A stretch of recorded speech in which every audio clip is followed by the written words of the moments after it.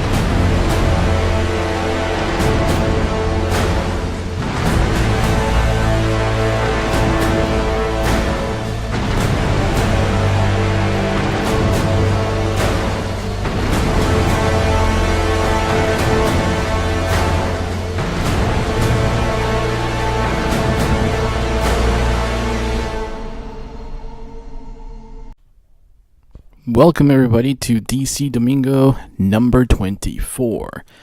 We have been away, Thanksgiving kind of crept up on us, so that was really nice. Black Friday, and at work, a couple people at other, sites quit, so I had to fill in.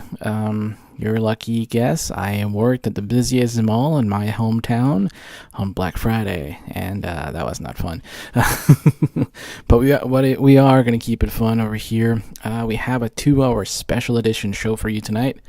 Quite frankly, because, we've been away and there's a lot of people talking smack about DC right about now, whether you're a pro fan or not a fan. So I decided to go ahead and do that.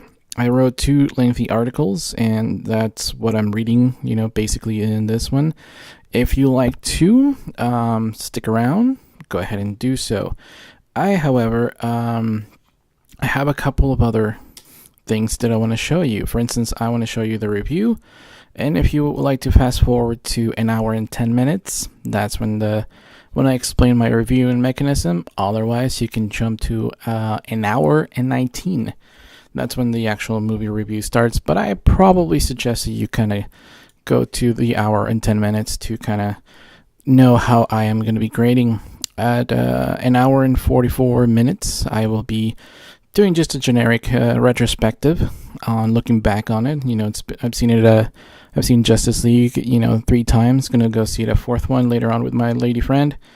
So yeah, it is pretty damn exciting. We are going to keep it fun and entertaining, and you saw the intro. We're going to be doing some swearing, some liberal stuff, and we're gonna blow this shit off the lid. So we're gonna go ahead and get fucking started right about now.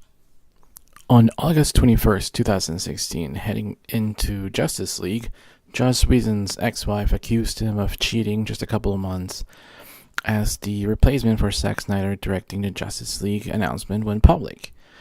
And even the most hardcore fans for Joss Whedon shut down their fan website called Whedon-esque. The divorce occurred in 2012. Yet they've only known each other for almost 2 decades, and this would have been sold to the press, to a staggering amount, when Joss Whedon's top-grossing film The Avengers broke box office records. Yet the timing of this announcement raises serious questions because, the media is hungry for news. And it makes sense that the height of this director's, heyday with the box office phenomenon, the wife might have said something, to kind of catch more attention, grab more money for the story, basically to touch more people with this impact and to empower more women everywhere that, despite the staggering, box office numbers, it's okay to speak out against abuse. But this didn't happen. it does raise us a little bit of questions about the timing.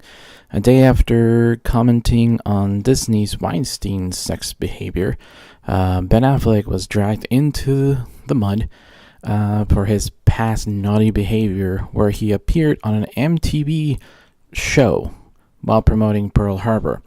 Ben Affleck made a joke about douchebag assholes reaching around, pretty ladies, pretending to hug women to grope. This was a cheeky TV show where such behavior was kind of like scandalous, and you were supposed to like do something dramatic, kind of like MTV used to do back in the day.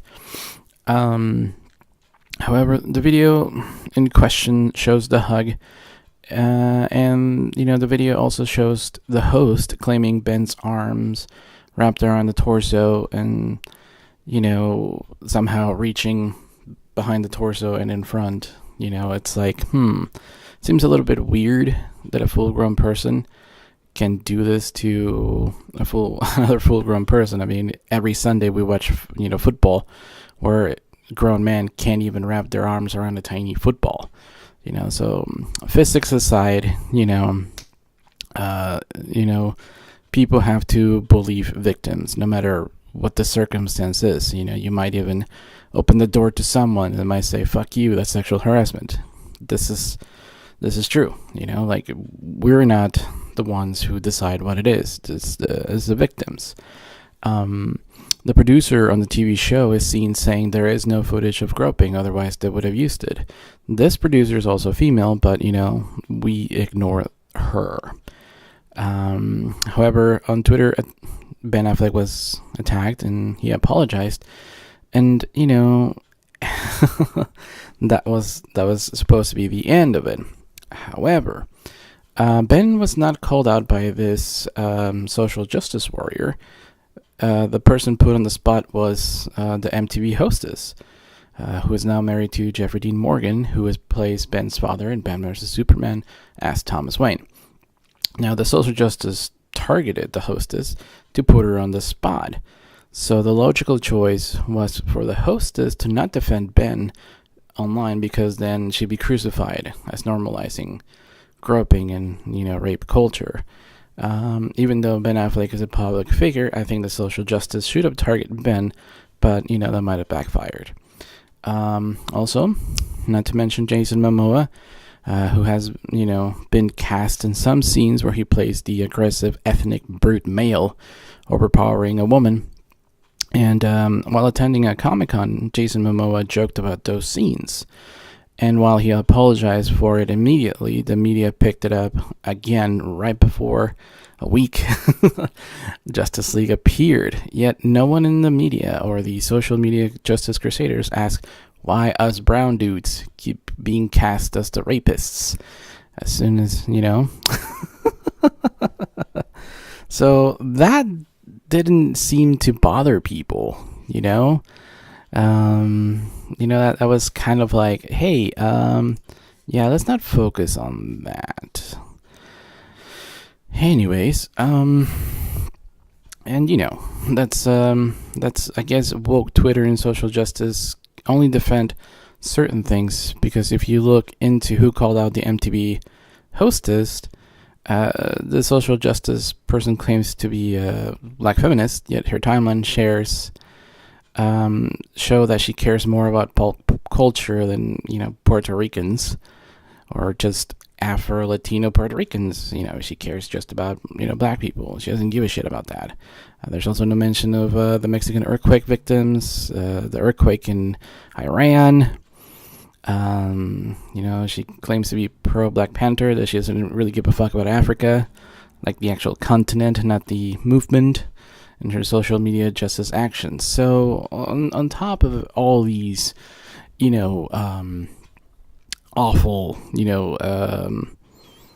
selective, angry people, the blogosphere stopped 2 days prior to the release of Justice League, because an anonymous person going by the handle Ima Space Survivor posted a blog saying that Gal Gadot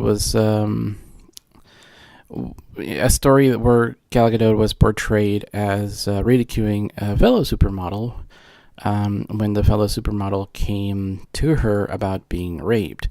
While so many fans and commentators quickly were appalled by this, and anyone questioning the credibility of this post was seen as evil as Weinstein.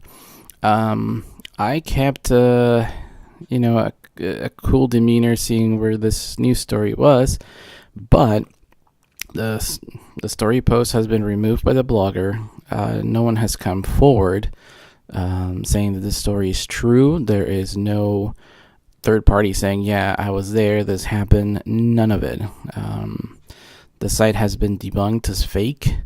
The site post has been debunked as faked. I think it was in Tumblr or something like that. So, this is the kind of narrative that went on a week before the Justice League. And that's really, really sad. And this is right before, everybody in the world,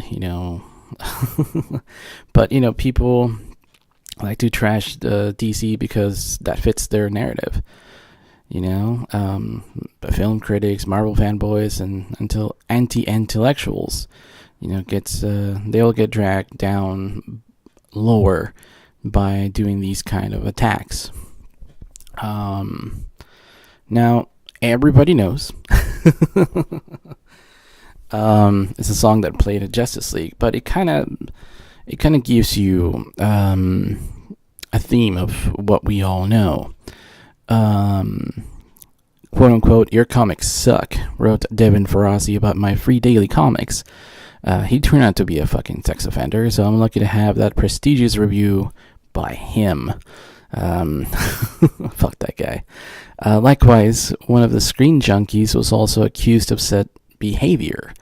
Even someone that calls himself head geek over at the precursor to the current geek media thrones over at Twitter, at a website called ain'titcoolnews.com. This individual, Harry Knowles, was accused of being a sexual harasser. You need to look no further than a few posts. For instance, there is one that comes to mind when he was talking about the TV show Heroes, about the cheerleader character, the heels, her broken arm, broken leg, everything. He joked about, her basically growing her hymen again, and she was always very fuckable. Yeah, that's it's kind of a disgusting piece of shit that we have as a head geek over at Ain't It Cool News. So, it is no surprise that some of these critics are just scum. I actually asked Harry Knowles in an email why he didn't report Avengers having to shut down filming in Los Angeles when cast fights broke off, as reported by DarkHorizons.com. I seem to recall the Hulk actor was being replaced as the outcome of this little bit of news that nobody seems to fucking remember. They also don't remember that Samuel L. Jackson's script was leaked. Yet there was nobody remembers that shit. However, Robert Downey Jr. also used his leverage as a high-paid actor to raise the pay of his co-workers. This is a good news, therefore people seem to recall this. I think the problem, if I recall correctly, was the live-action filming was going to be done in green screen for the cheap, but, actors wanted to film in New York, and that was a big discourse where the budget was really tight, and they were like, no, we need to film in New York. Then this is Marvel Comics. They made New York their headquarters. We need to pay homage to Marvel Comics, and this and many other creative differences is what caused it, according to these early reports. And yet Harry replied to me in my email saying that he needed to confirm said rumors, but he was running stupid, ridiculous headlines like Brainiac is in the second villain in Superman Returns, which turned out to be fake. That was a fake rumor, fake news. Anyways, Harry Knowles also gave Green Lantern, the film, a good review because of quote-unquote how it made him feel. Now, mind you, this is right after Warner Brothers had a private screening for him and gave him some very sweet merchandise. So the majority of these film critics, insiders, were replaced by YouTube loudmouths and Twitter agitators, but the same shady back alley exchange of goods for, good public, mentions for private screenings and exclusive content still goes on for the most part for these nerdy websites. They're basically whores. It was no surprise when many of these film critics were taken down for being sexual harassers. You get mad with power. You start to believe in your own shit don't stink. And that's only half the problem. The other problem is corruption. For instance, look at what Mark Hughes, who writes for Forbes, recently went through when he blew the lid open that he saw a review on Rotten Tomatoes under his name prior to him actually submitting it. That's only one of the many accounted biased things reviewers do. For instance, I sourced the LA Times article saying Guardians of the Galaxy was quote-unquote post-plot cinema, while one of the film critics said, I don't understand the plot, but I had fun, for Guardians of the Galaxy in Rotten Tomatoes, which seems kind of horrible, Yet when it comes to DC film critics, they put the thinking cap on while their brain is shut down for Marvel. There seems to be a double standard here. We see this kind of mediocrity, corruption, in cable news commentators. The idea of something lesser than quote-unquote real-world events, such as fiction cinema, might not be corrupted is kind of insulting to intellectuals. They think that,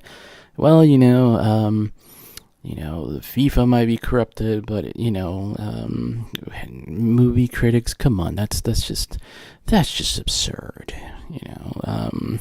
Governments might be toppled in third world countries, but our prestigious movie reviewers, there's no bias there. And it's not like it's just Rotten Tomatoes, because one blogger noted the Marvel formula of screening films to selected fan critics days in advance have made Marvel movies fresh even before, the general movie audience sees them. So that creates an early buzz of positive, fresh tomato, bragging rights, giving the rest of the movie critics two options. One, contradicting the consensus to get the hate email and, coming off as an unqualified fake news reporter. Two, don't think too hard about this silly comic book movie because it's not really cinema and just kind of go with it. Because why have actual thoughts when you can just get tons of clicks and reviews of positiveness by the masses who eat this shit up? So that's kind of like sheep mentality right there, It's kind of like putting the MTV hostess in the hot chair in social media. People usually are not going to go against the tide, They're going to be like, well, fuck it, I'm just going to agree with this shit. That is what we call the failed system, because while our democratic nation is built under the decree of all men are created equal, the corruption and failure that comes out when crimes are harshly punished, for some people more so than others, that's what's wrong with our system. That's when we say, okay, our system's broken. We meant to be impartial, but the corruption fucks it up. Now, it is also wrong to judge some films while giving a pass to other films.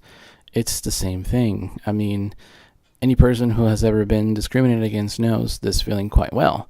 So, for quote-unquote new nerds, this behavior is obviously new and wrong. But to us old nerds, we've seen this shit before.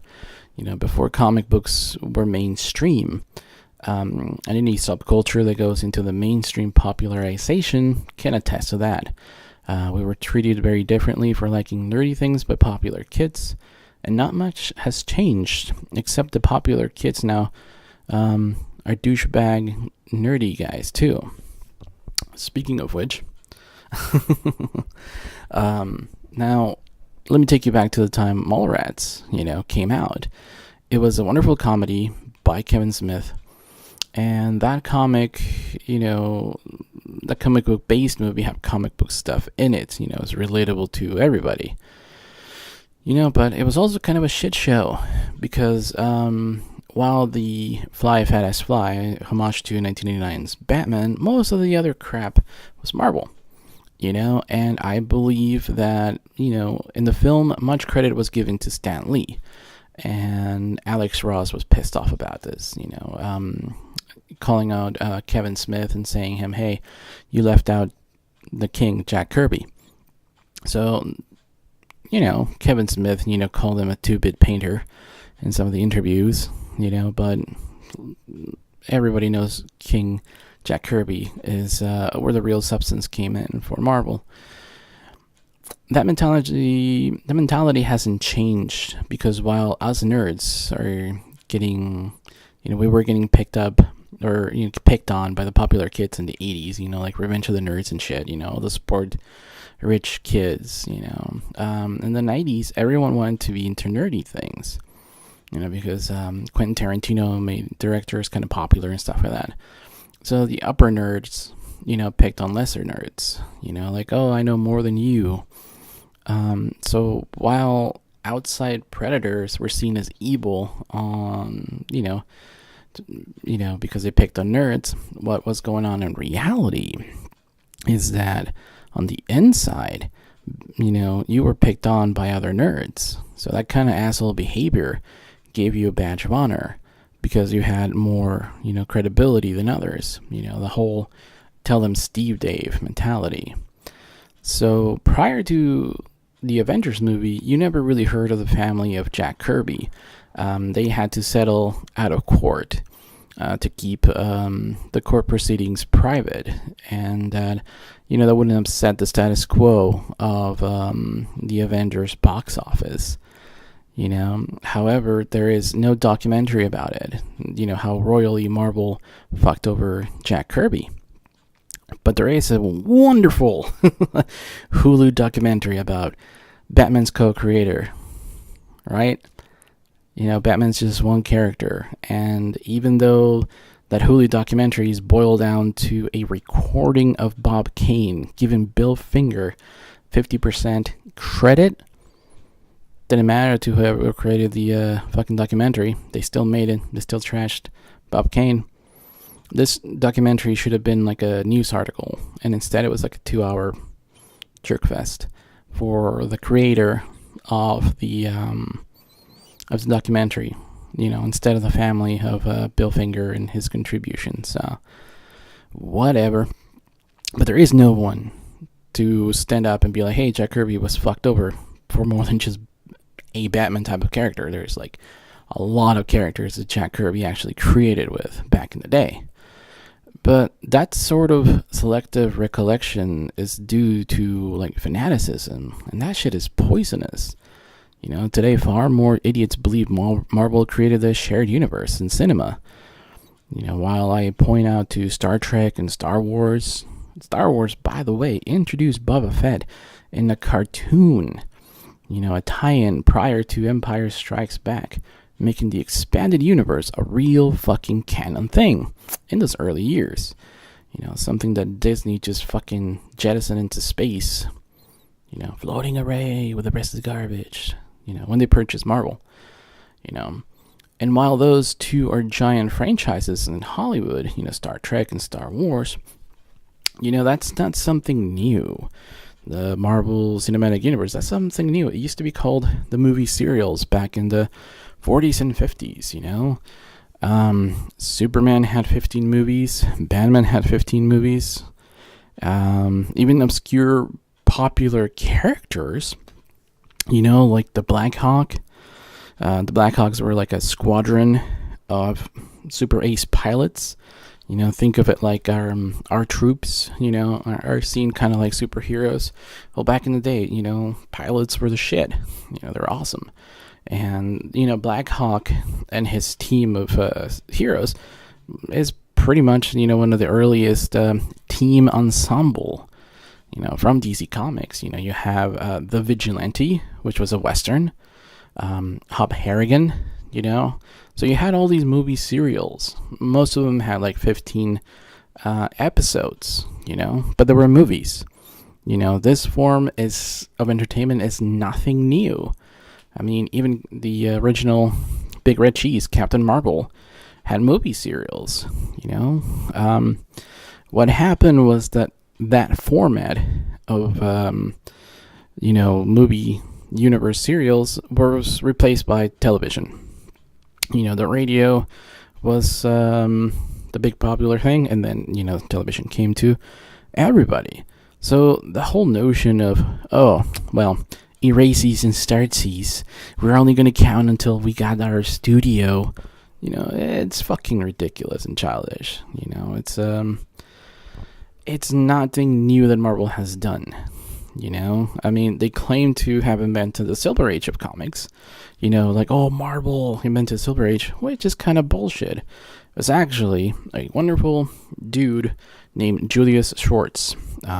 He started to revamp The Flash in the 1960s. It was popular, so then he followed it by revamping Green Lantern, then the Atom and things like that, until finally he wanted to revamp the Justice Society of America. But, he didn't like the word society because it was kind of snotty and creepy. So he named it League, Justice League of America. And if you want to look more into it, there's a wonderful clip of Stan Lee claiming that it let, the Justice League comics sold so well that it led to his boss and the DC comic boss playing golf together and being like, hey, Justice League's doing really well, make me a comic. And Stan was like, well, fuck, I guess I better do Fantastic Four. So that's, what happened, and Google it. Stanley fucking said it. But, media will tell you that Marvel invented the Silver Age, even though facts contradict that shit. For instance, Richard Donner in the 70s was hired by Mexican-Russian Ilya Juan Salkind Dominguez to make a serious film about Superman, blockbuster, something that wasn't just for kids, but also for adults to enjoy, with the serious themes. Gee, seriousness, wow. So it's not going to be all dumb fucking jokes? Wow, that sounds familiar. Kind of like what the Zack Snyder was doing. So Richard Donner came in, who just directed, The Omen, fucking dark movie, right?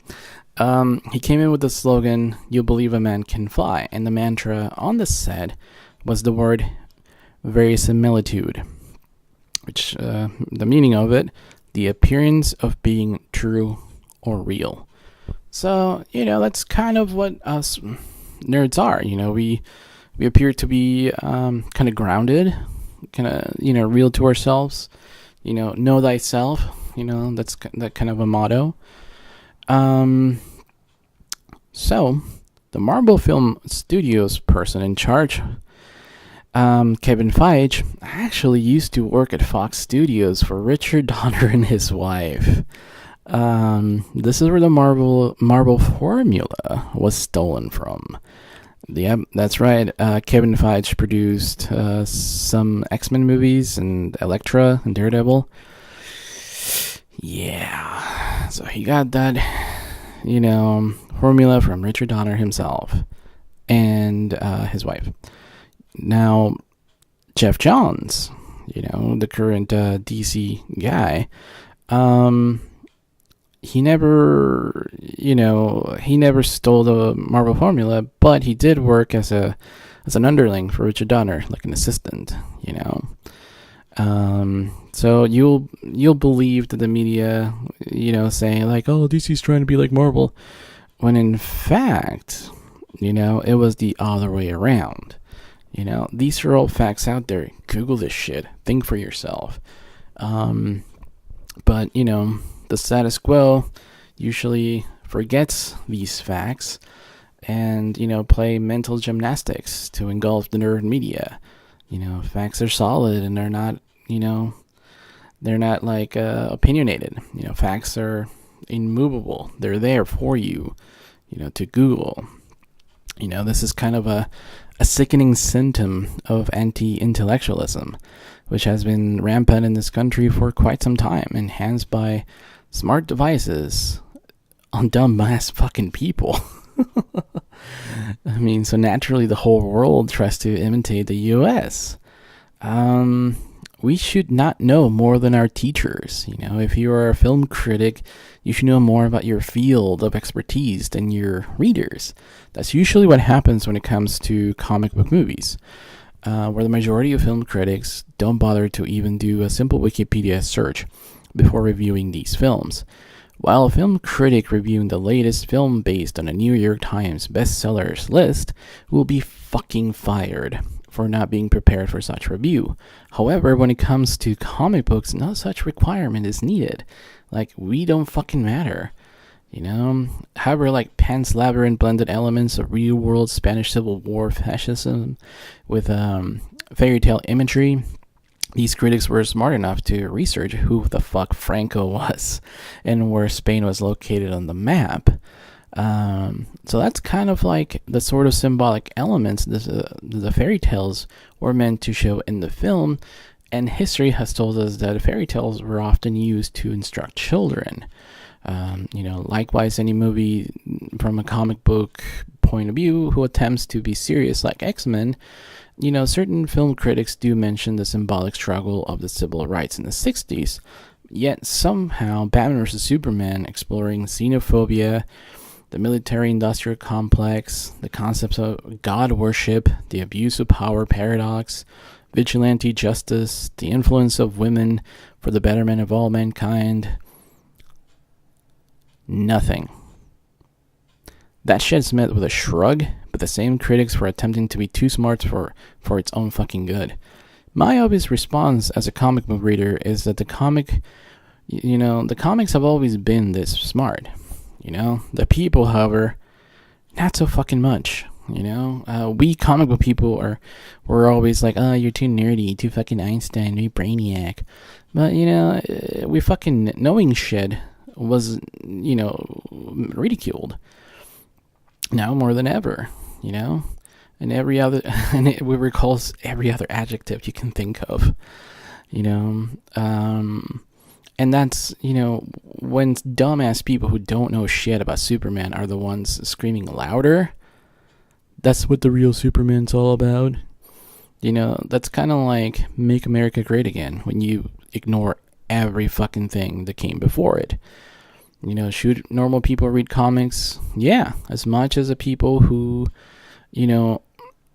everybody, just like the people who only real information comes from the Richard Donner's movie version, every fucking person should benefit from reading more. I can't believe this is a fucking thing to say. Modern film critics don't have to go to a film school anymore. They, nor for the most part required to have the educational curriculum that forms post-college or university graduation that is expected out of them by a civil society, meaning that sometimes all you have to do is to be loud enough, popular enough, and engaged enough on YouTube or clickbait websites to get that nerd cred card. People back in the day used to simply get by being fucking knowledgeable and well qualified. So it's not about the more you know, it's about the more shit you say. The news networks currently follow this model, using base human reactions to keep their audience engaged. Because when your amygdala is inflamed, your frontal lobe has the hardest time making rational decisions. There has been several studies as to why this is the reason anti-intellectualism it's quite common amongst most rotting societies, which is why after working at a bookstore from 2007 to 2013, I came away loving nonfiction, history books, political books, biography, all sorts of raw data, related kind of books, while being heavily choosy on my fiction choices, especially superhero comics, because they represent our modern day mythology that quite often substitutes for the failings of religion, society, and of course people. Now, the age of heroes. I'm not a filmmaker. I did do some of that in my high school and college years. However, Christopher Nolan is a filmmaker, and a qualified one as that. He chose Zack Snyder to helm Man of Steel and steer Warner Brothers' DC Comics movies in the future. When I first looked at Zack Snyder, he kind of looked like a frat boy, who didn't belong making comic book movies. Jeez. My old self sounded like quite an arrogant prick, but that was my initial reaction. However, seeing him talk about his passion for comic books and the behind-the-scenes footage of the movie 300 DVDs made me interested in this director.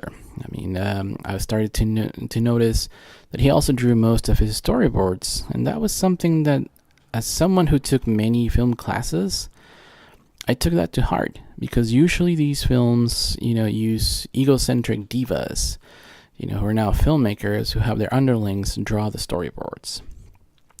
Frank Miller himself asked, how are you going to tackle Watchmen in the behind-the-scenes footage of 300? And I really like the way both of them laughed, because it's a big undertaking. I knew right there and there that, he was a nerd and a trustworthy director. When Sucker Punch was hit with controversy, I always pointed out to the women involved. However, their views didn't matter, according to feminists. So women against women, that's kind of contradictory. And that was hypocritical back then, and now, even when I bring it up, I'm like, hey, because of my gender, I can't say shit about, Sucker Punch, so here's the women talking about it, and people call me an asshole. Go figure. Watchmen was received with mixed reviews because it was a major superhero film group, before the Avengers.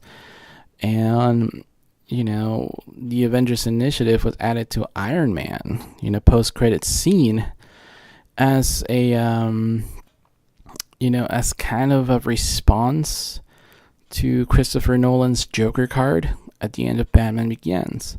Now, everybody's done after credit scenes, but if you read the magazine Wizard, which printed comic book related material, that is why the after credit scenes exist in the Marvel universe, because they wanted to compete with Batman Begins. Nobody expected the Joker card at the end. It was kind of like a major oh shit moment. What? And it created huge anticipation for the next movie. So Marvel Studios like ka-ching. Watchmen at the hands of two British directors, Terry Gilliam and Paul Greengrass. They tried to adapt Watchmen, but they steered away from the source material. They wanted to make a giant fuck you to the USA, where the original book made a comment on the ambiguity of world power. It's a much more rewarding power and justice struggle. Now, sticking close to the comic book was a bad thing, apparently, for Zack Snyder. They criticized him for the slow motion. But the slow motion is a cinematic equivalent to how you would portray a splash page or a full page spread on a comic book, which I gotta say is fucking awesome. That was quite ballsy. And, also because attention deficit dumbass kids nowadays, they can't pay attention. So, slowing shit down means like, hey, pay attention, you dumb fuck. So, there's people who don't give a shit about that. That kind of like, cinematic transition, the craftsmanship, all the work that goes in there. So a sort of disconnection continued. However, when the director's cut of Watchmen premiered and the ultimate cut, it became quite clear that just like with Blade Runner, this director was misunderstood and underrated. As someone that grew up on films and comics, I think Zack Snyder's style is as thus. Stick close to the source material and make enhancements from the medium itself of cinema, and to add thematic elements to create layers from other sources. That kind of layer thinking removes the ego/self out of the equation, which is what director was not supposed to do in the 90s. In the 90s, rockstar directors like Tarantino and Guy Ritchie infused every character with their bullshit quirks. Even Kevin Smith's guilty of this monochromatic style. Make everything white. Therefore, people think that Zack Snyder's a hack, but in the 70s, the USA had the same revolution, with directors that say fuck you to the system. They basically letting the films do the talking. Italian and French filmmakers did that prior. Let the material do the talking. Let the film do the talking. So I remember certain favorite directors of mine have certain trademarks. For instance, Italian and French filmmakers tend to make these choices because of the budget constraints and only have certain trademarks, such as like having the same actors working for them again, or the same cinematographers, the sound composers, like the Good, the Bad, and the Ugly, that iconic soundtrack by Sergio Leone, the same writers in the case of, Hitchcock and others, or have a signature shot, like the close-up of a cop, a color, a certain fade, a color palette, or others. Zack often gets bombarded with his films are too dark, but, they never blame his collaborators for this, who actually filmed the fucking thing. I happen to like his cinematographer, Larry Fong, who does darker films, but, apparently his darker films, don't get trashed the same when he works with other directors. So Zack gets even blamed for writing when Alan Moore or Frank Miller are the source writers for comics like Watchmen, and 300, which is kind of ridiculous, So, I mean, I don't know, man. Sometimes, people just don't know what to give shit Zack Snyder about. For instance, I remember they gave Zack Snyder shit for hiring My Chemical Romance to do Desolation Row cover for the film Watchmen soundtrack. They're like, fuck that emo fucker. However, who knew the main singer, Gerard Way, would turn out to be such a nerd himself and fan of Watchmen and other comics? He would go on to use that popularity and connections to make the label for DC Comics called Young Animal.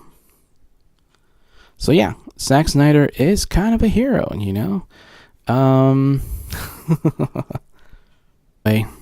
that way, Zack Snyder is kind of a hero. He kind of inspires people and others to come to DC, like the great directors like, Patty Jenkins and, David Ayer and stuff like that. Who would have thought that Zack Snyder, casting Gal Gadot would have been, heaven on earth. People criticize him for that. People criticize her for being herself, So that was kind of heaven sent, the fact that Wonder Woman worked and that, his decision to have Patty Jenkins be the director paid off, No one's not giving him credit. Well, in the fan community anyways, but the media keeps talking shit about him, But again, how is it that I know more about Zack Snyder, filmmaking, comic books than other people who are just paid to do this shit for a living? I mean, it's only like, I already have 40 minutes into this segment and I've already told you more than you probably wanted to know, but that's the problem, It's one of the reasons why, a lot of bloggers and people don't like him, because they don't know shit. And that's why they undermine comic book movies, because they don't know the medium or how rich it is. They want Thor Ragnarok to be a fucking comedy when the Thor comics are fucking great, like Lord of the Rings or, Game of Thrones. But, fart jokes. Anyways, now the other person to mention is Geoff Johns. I previously mentioned him because he used to work with Richard Donner as an intern and moved up, to assistant and then to DC writer, and now he's in charge of DC movies. The Justice League was originally meant to be a 2-part film because there was so much of this story to tell, and because, with the success of, the DC brand, they wanted to have another movie in the works. So this kind of killed two birds with one stone. They would have more time and more film reels to tell a more complete story. However, There were some issues with the departure of several key elements for Justice League Dark, the Flash movie, and also with the diminishing power that Christopher Nolan's production company had. That kind of shifted a lot of they took away a lot of power from Zack Snyder, and that's why those two movies, I think, in my opinion, weren't made, because Warner Brothers and Thomas Tull, they parted ways. They had an exclusive movie slate planned, and that kind of fizzled. There's a lot of stuff that goes on behind Hollywood that people don't know, and producing companies are usually it's the key. That's where the money comes from. So as it stands right now, we only have Aquaman slated for next year. After Batman vs Superman, Marvel announced Captain America Civil War. Basically it's Iron Man versus Captain America Dawn of Discord. There was no Civil War. I mean, X-Men 3 had more fucking people on screen, and that shit looked more like a civil war between superpower beings. Sorry to say that shit. But if you look at the Russo brothers, they actually admitted to this. I'm not making shit up. It's the Russo brothers. They said it. Google it. Use your brain.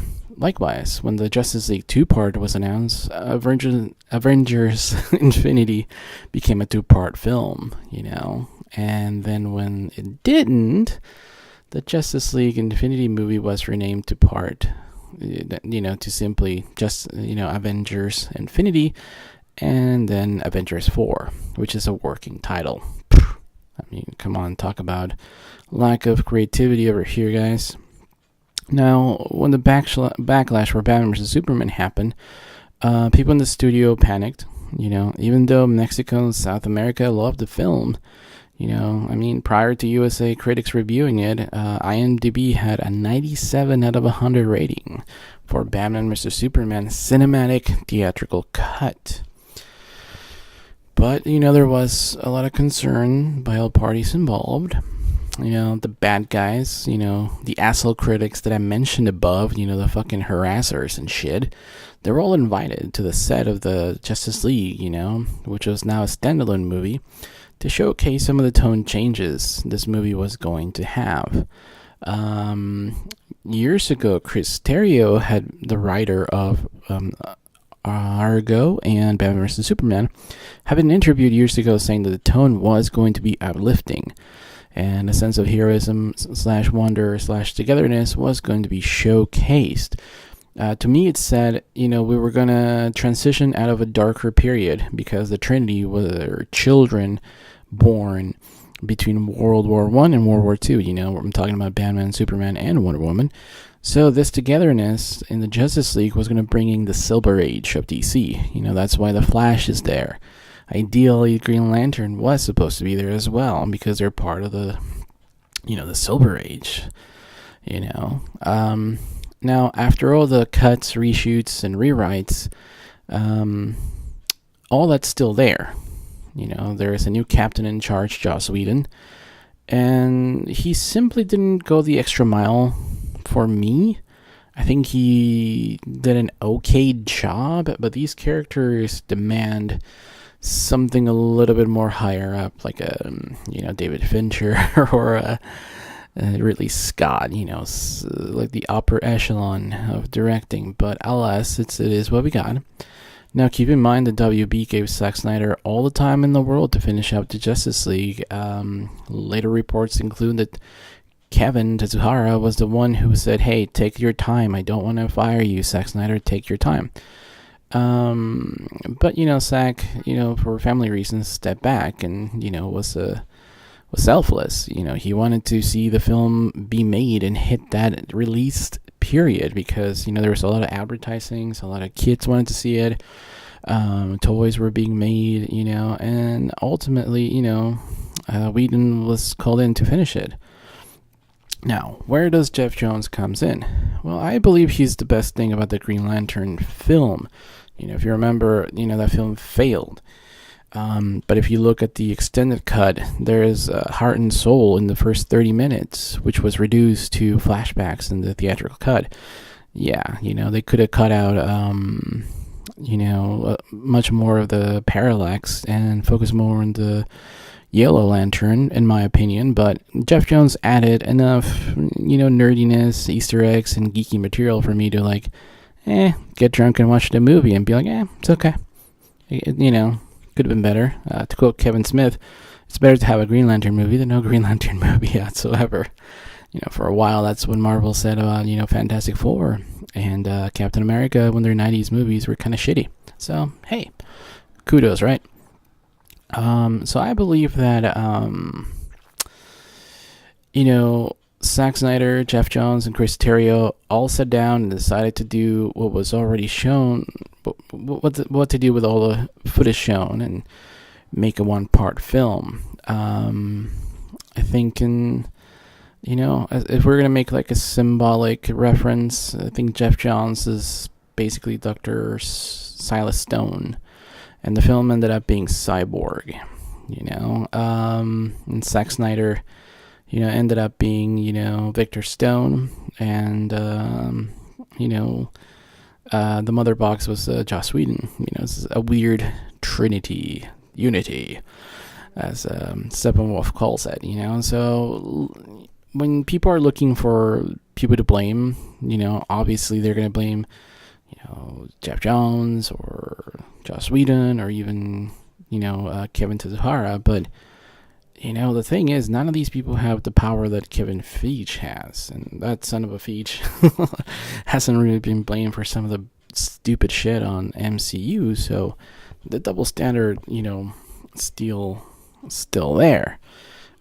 Speaking of Warner Brothers CEO Kevin Tsujihara, now he's been the target of much more of the discourse, among the bloggers, Twitter, especially ex-failed film critics and stuff like that. They claim to want him fired. However, under his watch, HBO prospered. AT&T came in, as a potential buyer instead of like Disney. We got more Harry Potter, J.K. Rowling films, and, he didn't give in to investors. There's a lot of conservative investors that wanted movies to be more Marvel and Disney and to be less political, less smart, less intellectual, less liberal, and more dumb shit like the Marvel Disney brand. And because some investors complained, CW has seen more empowerment and bigger budgets. So even though they haven't really caved into that kind of mentality, they're still doing lighthearted entertainment with the CW, which sometimes goes really fucking dark. So they're not really like giving in all the way.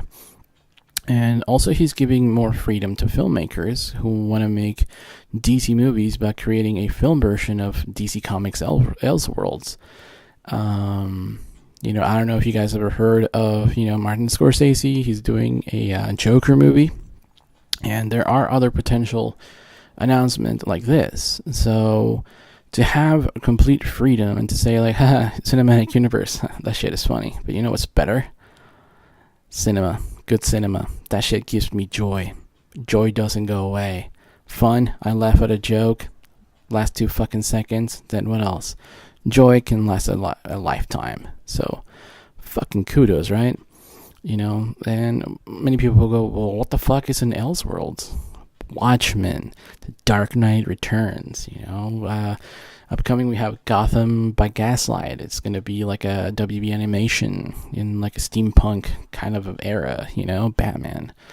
So, Kevin also greenlit a whole streaming channel for Warner Brothers and DC content, so when you look at assholes like Robert Mayer Burnett on Twitter, a fucker who only did like behind the scenes shit for, New Line, and whose only claim to fame was producing Agent Cody Banks and its putrid sequel. When they call into questioning Kevin Tsujihara's wise moves, tell him to fuck off and make a Agent Cody Banks 3.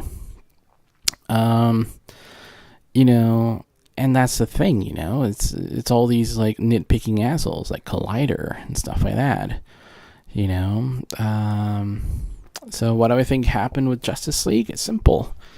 As the critics spoil loudmouths in social media, Disney's corruptions of the already intellectually limp USA made the notion of a thinking man's comic book movie something to go, ew. I mean, just look at Blade Runner, 2049. It's a smart film that didn't make money because it didn't have enough action. Yes. That's the fucking problem. So the I can complain about Blade Runner, they don't complain about Blade Runner for being too dark. It's like, well, fuck yeah, it fits the brand. Comic book movies can be anything. It's a fucking genre, not a staple. For instance, Blade Runner is rated 87% on Rotten Tomatoes, which is exactly what the fan critics on Rotten Tomatoes say Justice League is. So Blade Runner 2049, Justice League, same fucking caliber. The difference is one is critic-based and then the other one is fan-based. So, if critics were to say, Blade Runner and Justice League tanked because they didn't have clowns in it, because clowns are popular, because it was a hit. Yeah, I believe that shit. People are kind of like drone machines and think tanks. They're like, oh, well, it was funny. Let's put the scary clowns and everything. That's why I think Kevin Tsujihara hosted a bunch of series of fan screenings, which made the entire audience cheer and love these films prior to film critics. Last year, Mexico and South America loved Batman vs. Superman. This year's China, who has a much bigger impact on the film.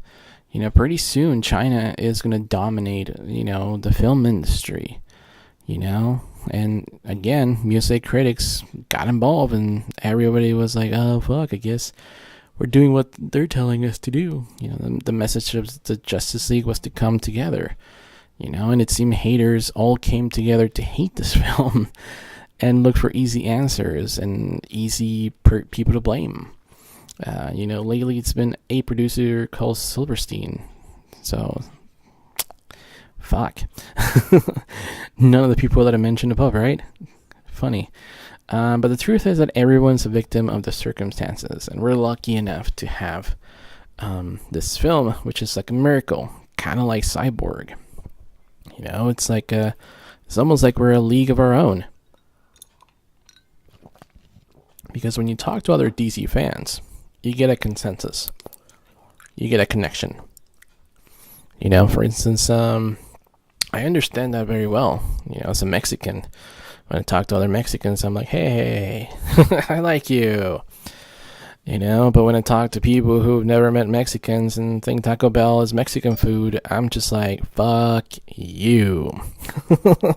You don't know shit.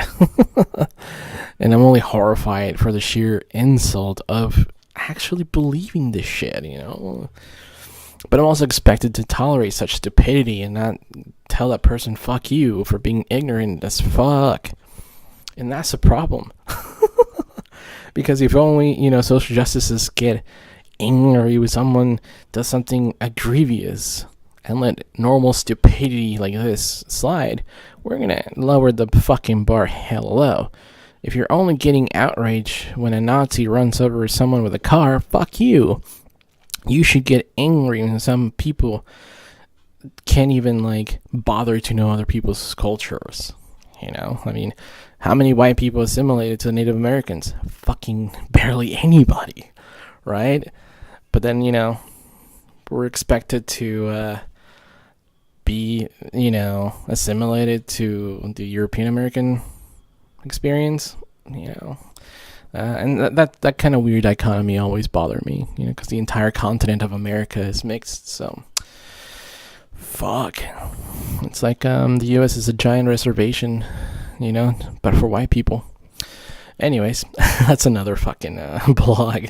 But yeah, it kind of shows you, the kind of stupidity that we live with, because as DC fans, not only do we read comics, but we also watch the animated movies. We invest in these characters. We can recall what happened in previous films. And that's why, those things are needed to understand the larger saga at play.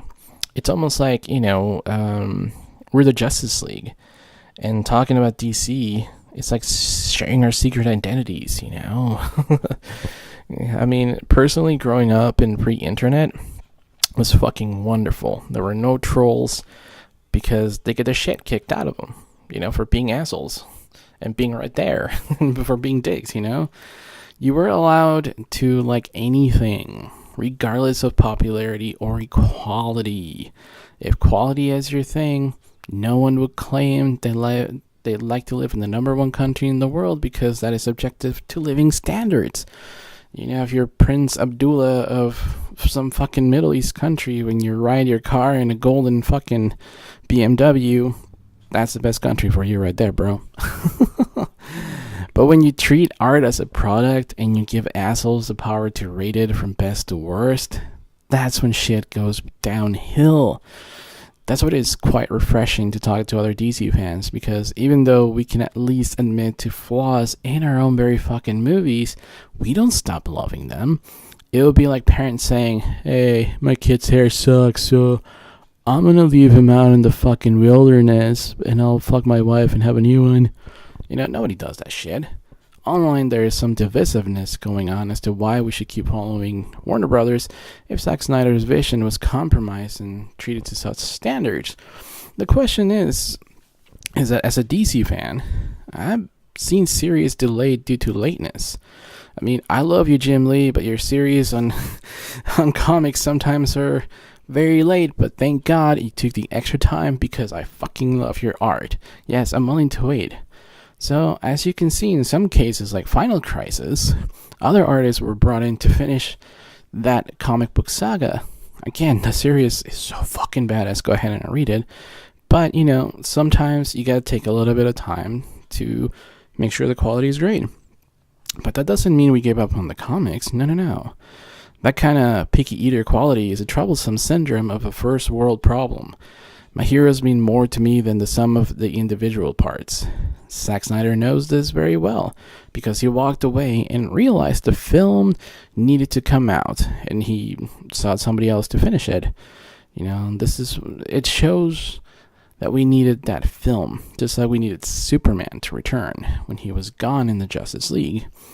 We didn't lose hope.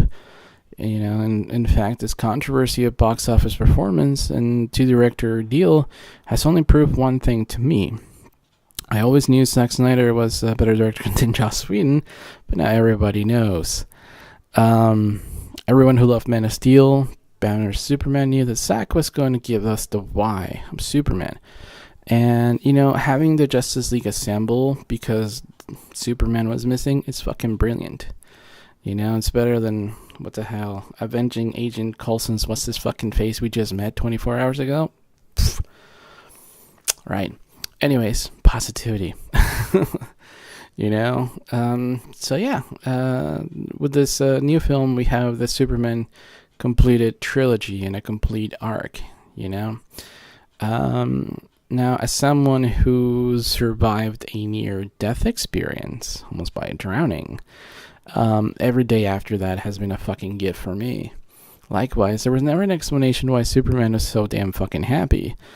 So damn loving, so damn super. The obvious answer was that a Congress hearing in the 1950s, McCarthyism happened, and most comic books almost went out of print because of that shit censorship.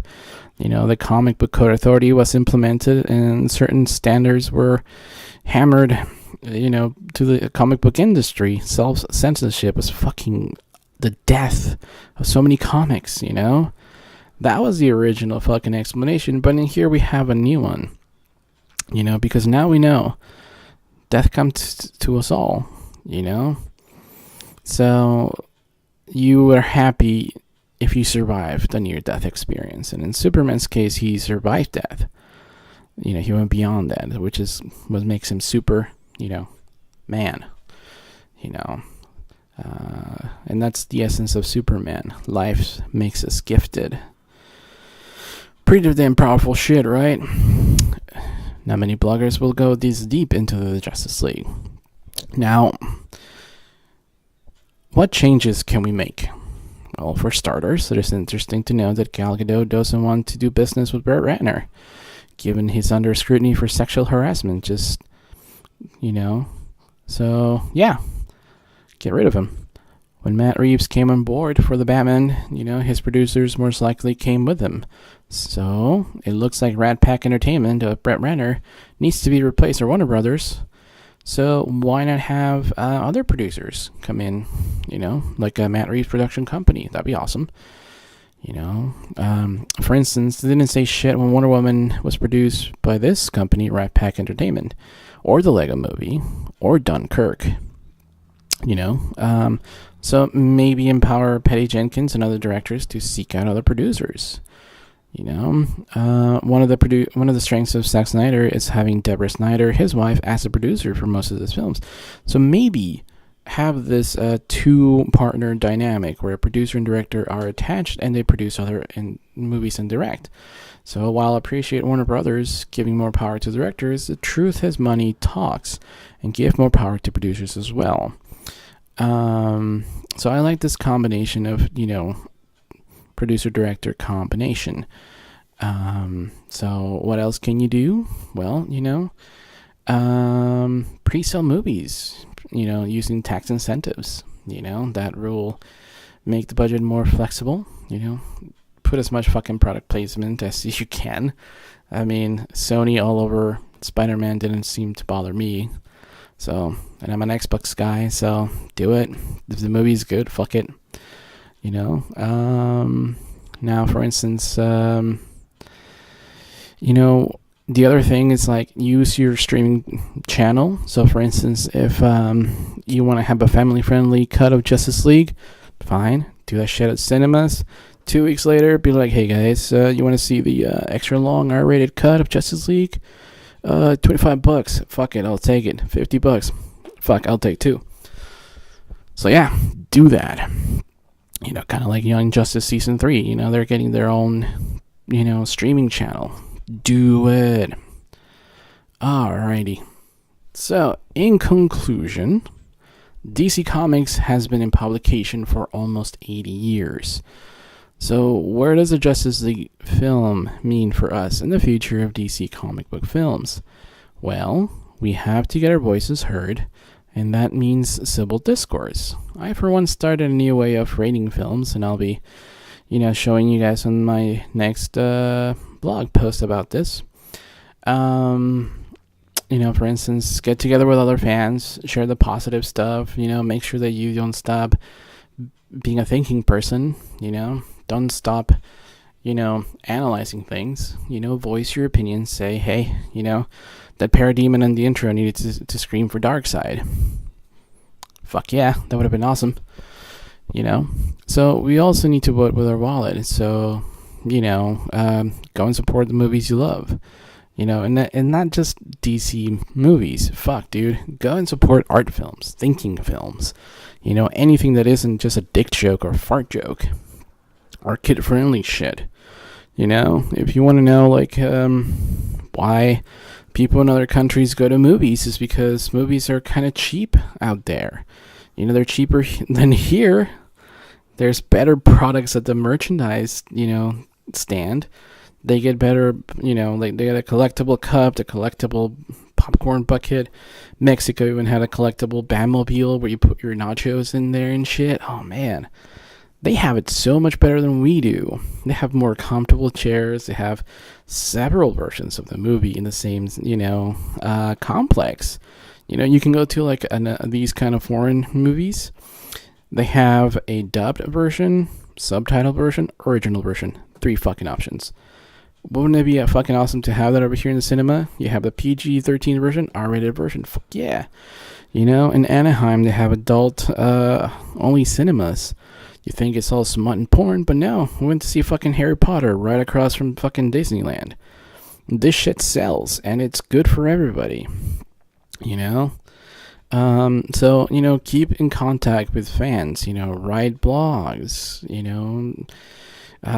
spread videos that you like, and shit like that, Our voices have been loud enough that Zack Snyder, there's a petition online, to get the Zack Snyder cut released.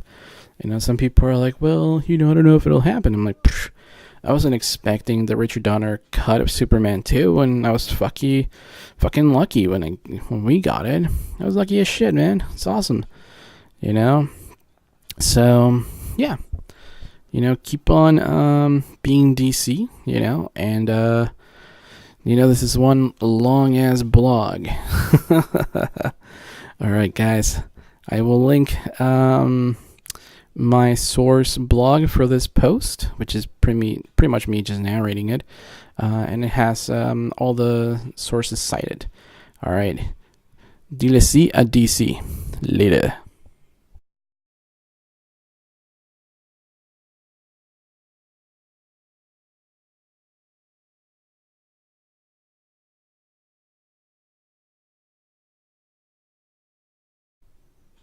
Now, about the method that I'm using to review this. This is my own creation. I like to copyright it. I already have the paperwork in order, and wish me luck.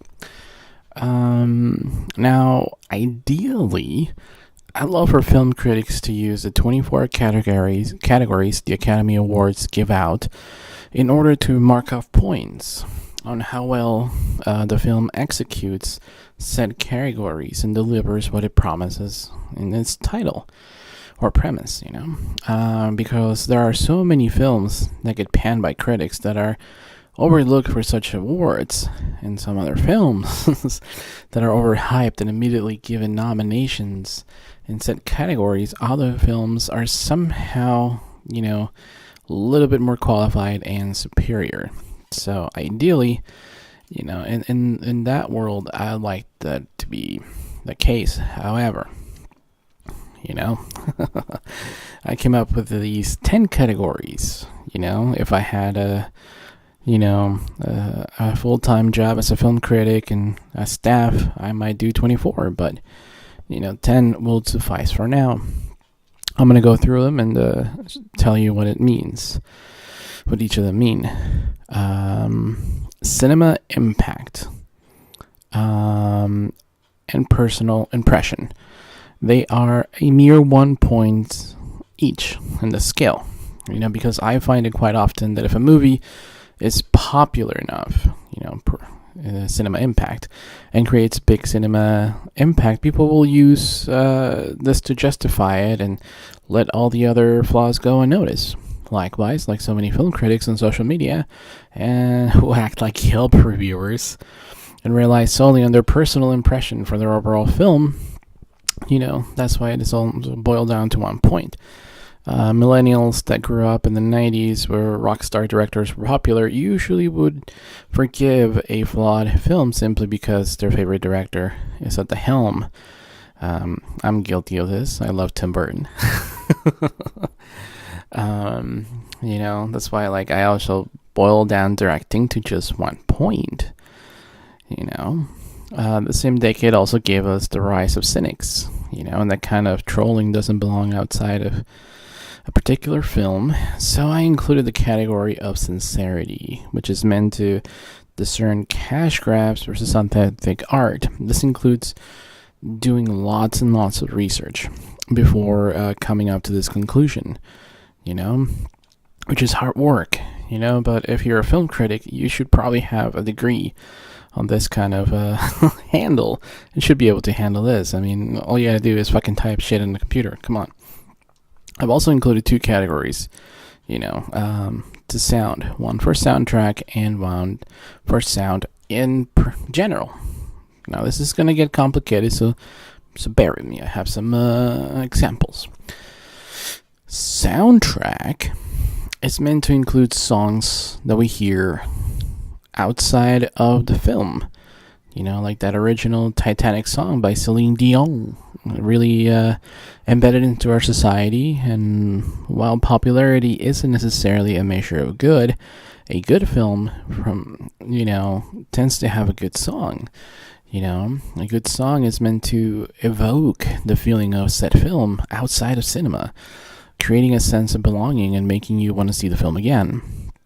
However, if a film uses a song that has been used in other films countless of times, it's a show of weakness and poor creative choices because it harkens back to so many films. It breaks that sense of belonging to a particular one film. The other category, sound, includes Foley sound work. Think of like footsteps, train sounds, ambient, keyboard typing. The most popular of this is lightsaber. Sound mixing is very important, and it's included in this category, so that the voices come through very clear while a giant explosion is happening. You don't want to miss like things like "get down," from Schwarzenegger and stuff like that. You will see a lot of selectiveness, the right sounds coming forward in scenes. If a scene has too many shit going on, and you're like, what the fuck's going on?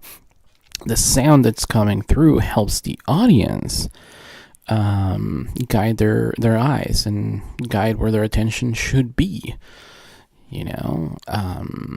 So that is also included, in the score. Now, many people would say that score should have its own selection, and I agree. However, there are some cases where a film cannot afford a license to play songs, so they just make up their own soundtrack. Then yes, the score is judged in the soundtrack category.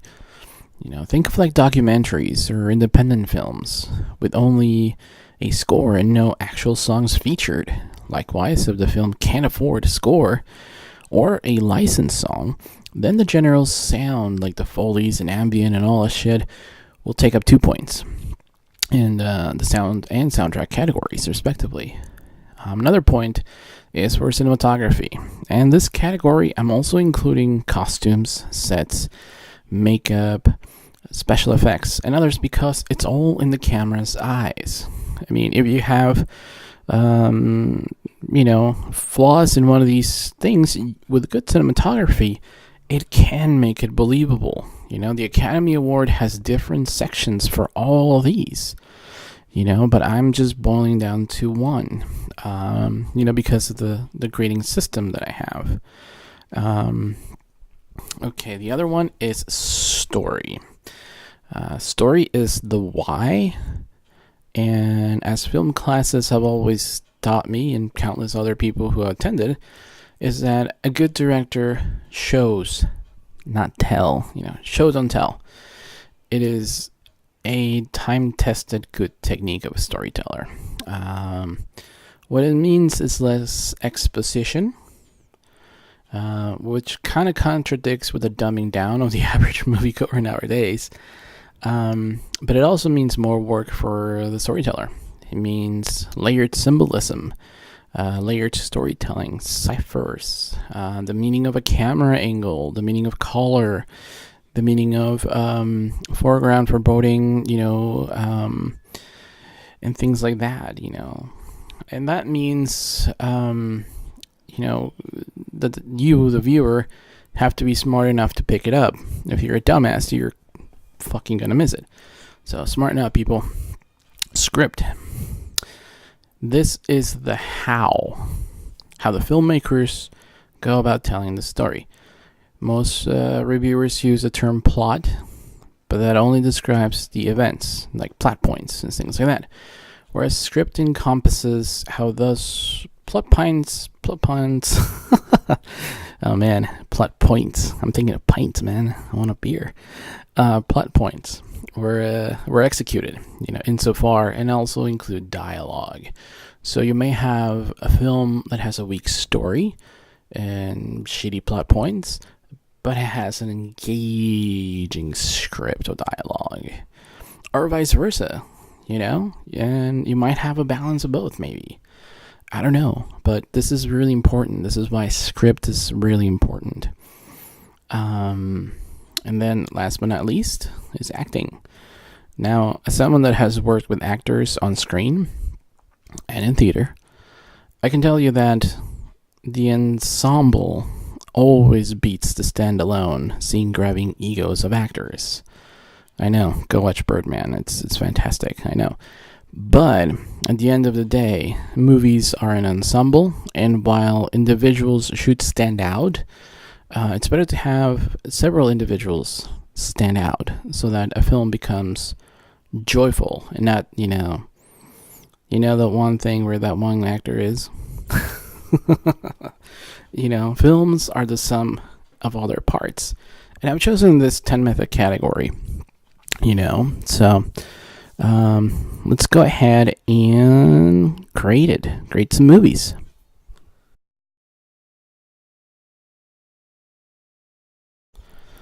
The film Justice League, directed by Zack Snyder.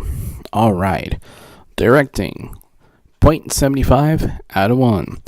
Joss Whedon took over duties after Zack Snyder stepped away from the project due to personal family events. Having said that, and seeing the difference on screen between these two storytellers gives us not the best directing available by either one. Zack Snyder did leave a set guidelines of scenes, approved dialogue, and some storyboards, but there doesn't seem to be a master at handcraft man who went above and beyond that lists additional material. Usually I overlook this kind of thing, but when the general audience notices that unevenness, then it becomes minimal issue in style. My girlfriend and my sister, who are not very familiar with these comic book movies, noticed it, and so did the larger audience. So we're inclined to include it in here as a little deductible point, a fraction of a point. Now, the whole film feels like a little bit like a tug of war. This was because originally it was meant to be 2 films, then condensed into 1. However, when compacting a story, a master filmmaker would have implied more montages so that all those beautiful shots would have been included. The montage, for instance, including the parademons in Steppenwolf Arrival years ago, was, stopped and restarted, between inserting dialogue between Batman and Wonder Woman. This is one scene where a master storyteller would let that flashback go, run and be beautiful on screen without having to interrupt it, So, it kind of destroys the flow a little bit. But, the film dominates above everything else. For instance, those big iconic shots of featuring each hero and the group heroes, they do shine through and come in at the right time. This is still a Zack Snyder film, and it feels a little bit off without him to complete it. But however, the good outweighs the bad here, and I can only hope that there is a longer cut, Sincerity, 1 out of 1. Warner Brothers had a group of superheroes on screen before the Avengers. It was called The Watchmen.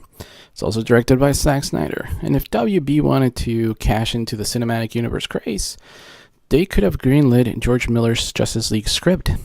They could have just hired David Goyer and have Snyder direct that. Be like, hey, you there, direct this script for us. Day 1. However, that's not what Zack Snyder and company did. For instance, the Justice League New Frontier graphic novel has the right elements of dark, light humor and political commentary that, that would have been like a perfect Justice League outing from the get-go, However, that's not what they did. They took their time to slowly build up the heroes that they needed and allowed Zack Snyder to have guidelines for completing the Justice League film when he had to step away. The result is summed up by a celebration of the main characters and their iconography in full display for 2 solid hours, while also missing the due respect of the filmmaker's departure, There seems to be an honest attempt to make the most of the elements given left, and while yes, the quality of directing dwindles every once in a while, the iconic moments still shine through, like I said. Currently the fans are demanding the studio have a Zack Snyder cut, but the sincerity of this attempt is seen. When people see it multiple times, they kind of go, yeah, I dig it. The first time you view it, you kind of have to wash away all the negativity. Story, 0.75 out of 1. The original 2-part story was changed into 2 solid hours. And while the story itself is not bad, they also left out a little bit of epic glimpses and plot points hinted. For instance, The Steppenwolf introduction, like I already mentioned in the trailer, no lanterns was said by Steppenwolf. Maybe some information about that and things like that. There's also a shot of Victor Stone in his football days. We could have seen more of that, but again, these are minor little things. I didn't personally have any problems, with the story, and the consensus is pretty clear on this one. The brief moment the film spent talking about a global crime wave was hardly shown. Only the Wonder Woman where she saves the children was the only indicator of this. So there are other little plot points that could have been expanded, such as Atlantis and things like that. So while the story is quite brief and some of their heavier media elements were removed to make way for the 2-hour mark, they did left us with enough to kind of piece the plot point together. And I'll be honest, the resurrection of Superman, while it left me wanting for a couple of the scenes that we saw in the trailer, it was actually pretty good. I was like, damn, this is dark, macabre. I could have used a little bit more, but what we have there, it's sufficient enough. That's why I only deducted only 0.25, because you can follow it. You can make assumptions of what happened in between panels, like if you're reading a comic. So it's okay. Script. 0.75 out of 1. Chris Terrio always intended to make this film a bit lighter in tone than the previous film, Batman vs. Superman. Batman vs. Superman was a little bit dark for some people to handle, So the filmmakers went out to change the way how to portray the characters with the story that they already had, Well, there's hardly any cringe-worthy dialogue. Many of the characters, like Wonder Woman, Batman, Superman, all seems to be comfortable in their respective roles, which indicates a smooth progression in characterization. The characterization of Lois Lane seems a bit contradictory to the established character, but this has been attributed to Joss Whedon's coming in. And this is where the complaints come in me, but also the brilliance of the script, because while Joss Whedon messes with it, the film kind of stands steady. It is it could have been done better, but it's still pretty steady. Now, Cyborg finding his humanity by embracing his handicapped and alienated self is actually pretty moving. Aquaman seeing firsthand that being a child of two worlds might come more beneficial than a curse when he sees Superman, that he knows that there's, Krypton and Earth, there's also seeing, Aquaman interact with Wonder Woman, another child of two worlds.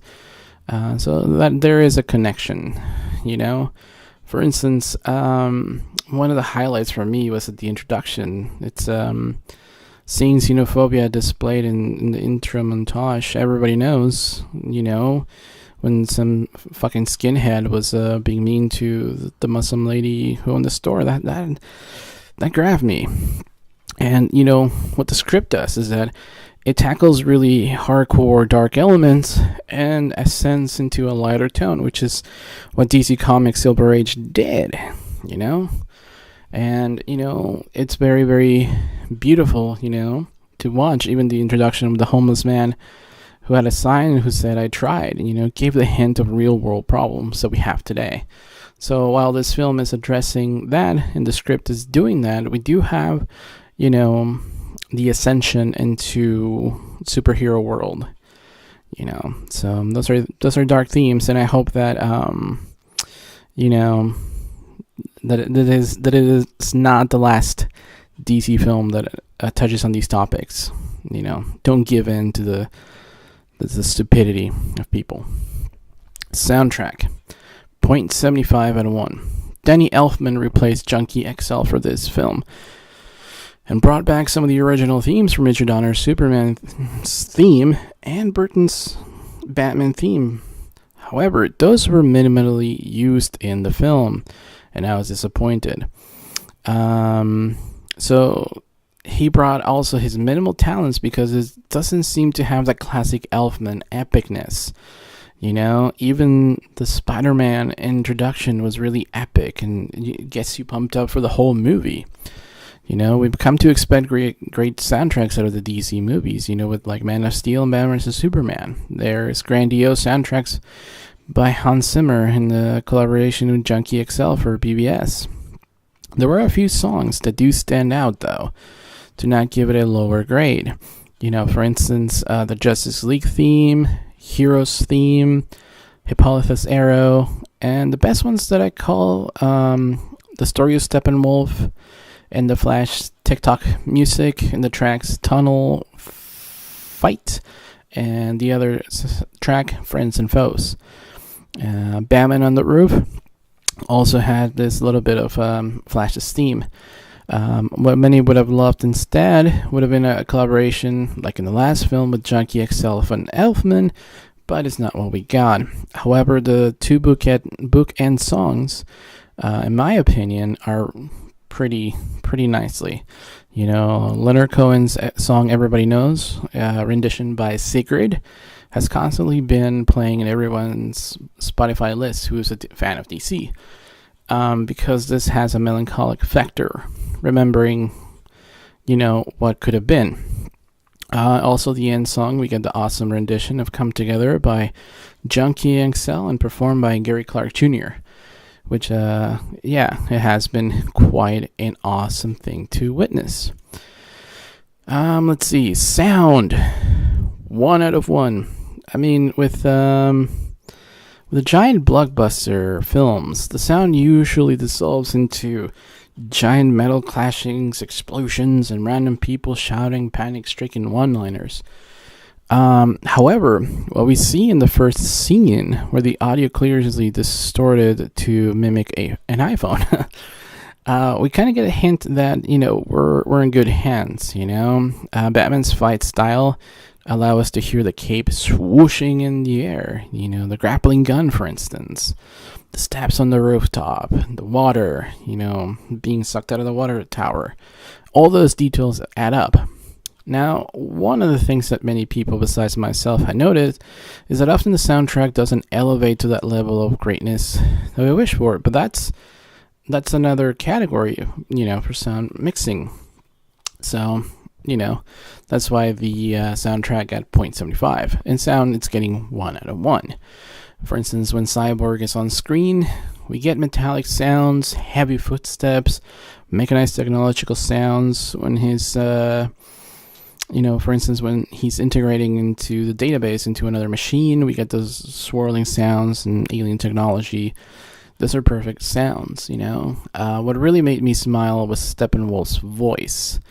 The screeching of the parademons, the sound of the encasing cocoon at the end battle, to form a crystallization occurs, around the Batmobile. I mean, all these small details in sound were actually executed pretty damn well.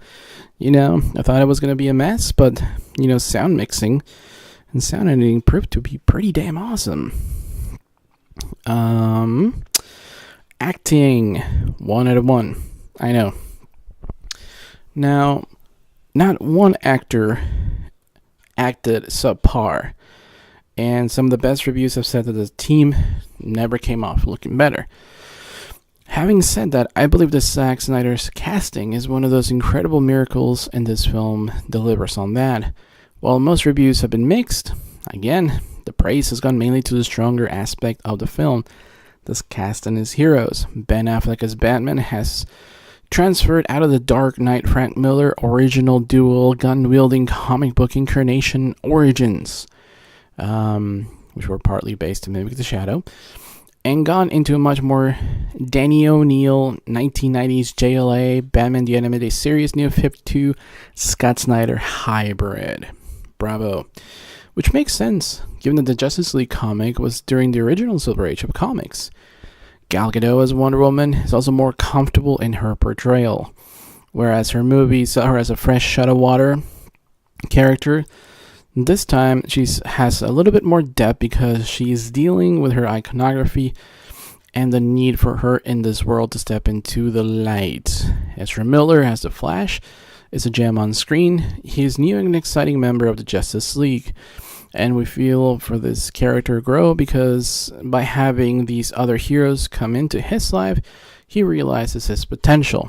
Ray Fisher, the soul of the Justice League, as a breakthrough character Cyborg, because while he is gaining his humanity back, we can see this Broadway actor bringing his A-list best in his portrayal, and we kind of become connected to him in a way. Jason Momoa as the Aquaman is a gift to the world, because he's not the regular tough guy. He's a child of two worlds, not wanting to deal with his path. And without giving too much away, I really like Henry Cavill's Superman here, and wish his Superman had more screen time, especially towards the end. There is a very good explanation as to why Superman is happy, and I've already covered that in the podcast, which has roots in psychological merit. So that made me really happy. That's why, all these actors shine through. Cinematography, 0.75. If you recall Jon Snow's gorgeous epic moment, that is now a meme and a popular GIF, where he alone is facing an incoming avalanche of horsemen, where he simply slowly undoes his belt and unsheaths his sword into a fight stance, then you know how epic this shot is. That very same cinematographer is responsible for the Justice League cinematography, Fabian Wagner.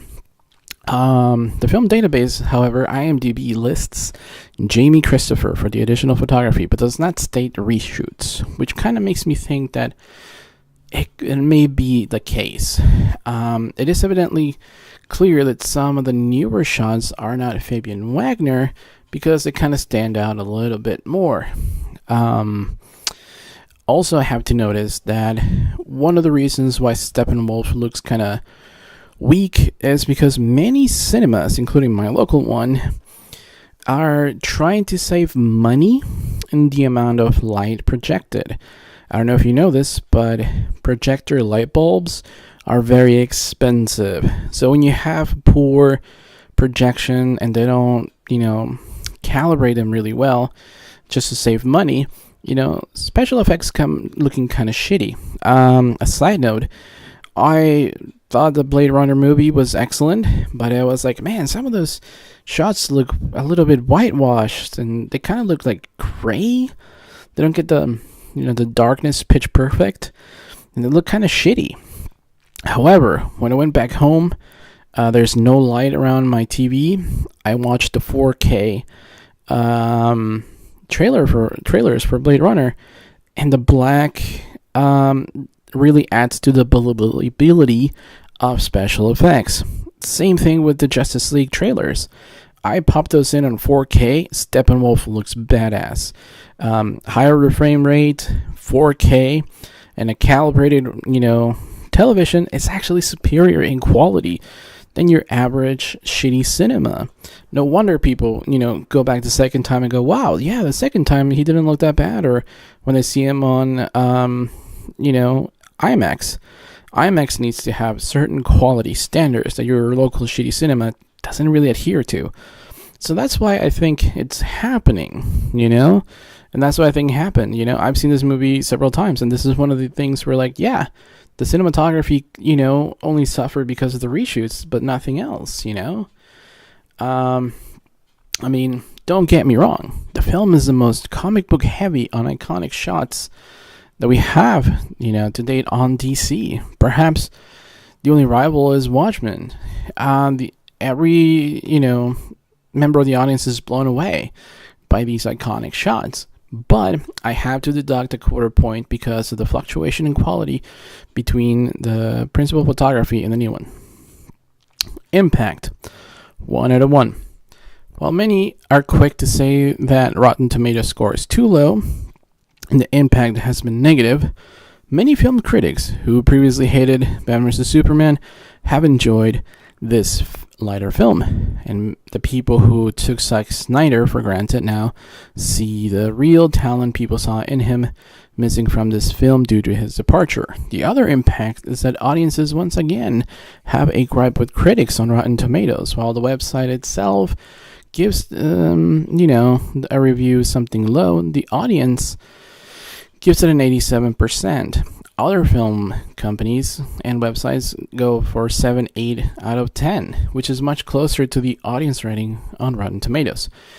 It has proven once again that there is something wrong with that system of Rotten Tomatoes. It also proves that foreign audiences go to cinemas more often because Justice League is the #1 film worldwide in the first week, despite the negative reactiveness of the USA social media, which means foreigners think for themselves and often don't give a fuck about popularity or social media dictatorship.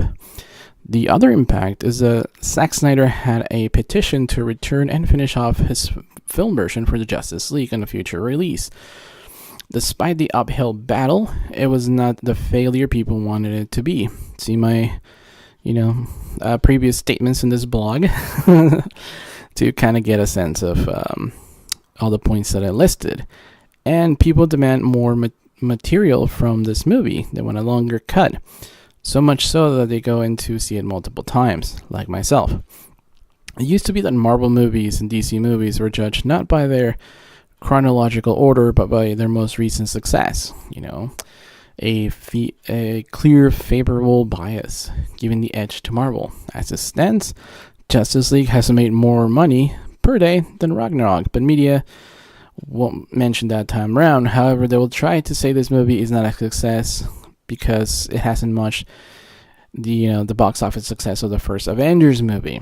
However, Marvel hasn't even matched the Avengers record-breaking Avengers movie. So, are they a failure? Are they failing? Are they on a downward spiral? No media will fucking say this because the media is biased. The fans, however, are content but demand a little bit more. New fans like the tone change, which fits the original Silver Age. Kids love it.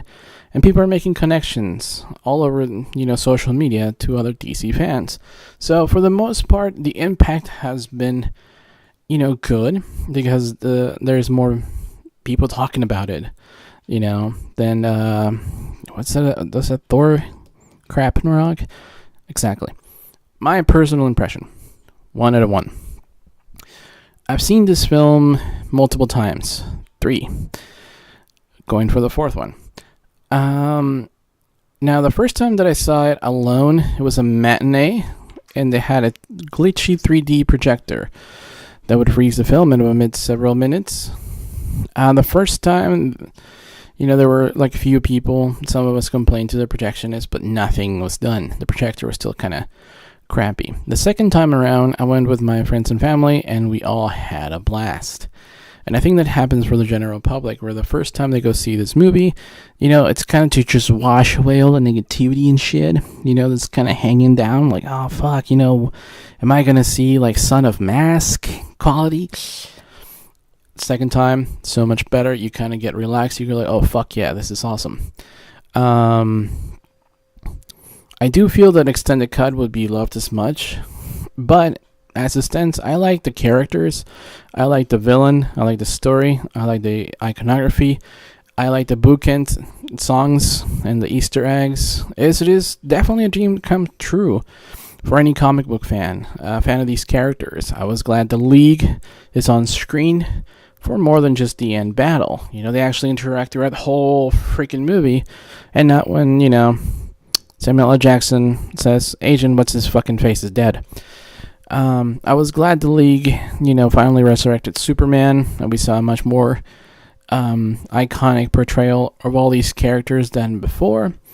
And, if we count Man of Steel, BVS, and Justice League, this is the best Superman trilogy ever. If a certain Justice League extended cut is available, that might replace it. But for now, this will do. As of right now, this trilogy is a league of their own, and DC Comics, along with DC's Suicide Squad, and Wonder Woman, it's pretty good so far. They're only one movie behind in the chronological order of Marvel, and I think that we can all forget that Iron Man 2 ever happened. We don't really need it. So overall, it's 8.75 out of 10 for this movie.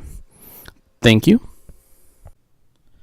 Alright, if you're sticking around for all this stuff, lucky for you. I'm just going to be doing a retrospective on all things related to, Justice League, and you probably heard most of the points that I've already made. But that's mostly the first hour was just like trying to get you caught up in all the bullshit that we went through. Then I explained how I reviewed the movie. Then I kind of broke down the movie into the categories. My personal opinion, it was just 1 point, but there is much more. What do I feel about it? Well, I look at it like this. It's a Justice League movie that my inner child would have loved. But my also inner child was like, hey, I kind of want more. So that's that's it in a nutshell. I'm going to take down all the stupid, nitpicking that people seem to have. I think that most haters have like a hater wheel. If the movie is, too lengthy, it's boring. If a movie's too short, it lacks substance.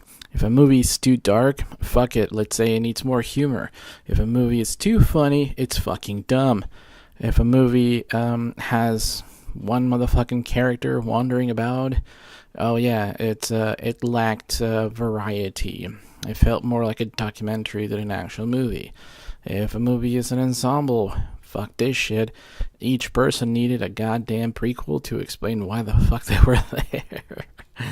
Oh man, this is like the hater wheel. You always say the opposite of what the movie offers, And lately I've been having to kind of smack bitches around on social media. I'm sorry, but I can only do explaining shit so much. I mean, Google is right there. All this information's out there.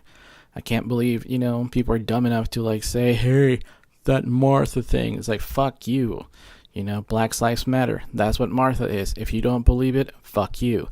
Simple as that. I don't have time for any kind of bullshit, And I think that's one of the things that I don't like about the current social media is that, we would let the trolls and assholes get away because, people on the left can't be like, no, fuck you.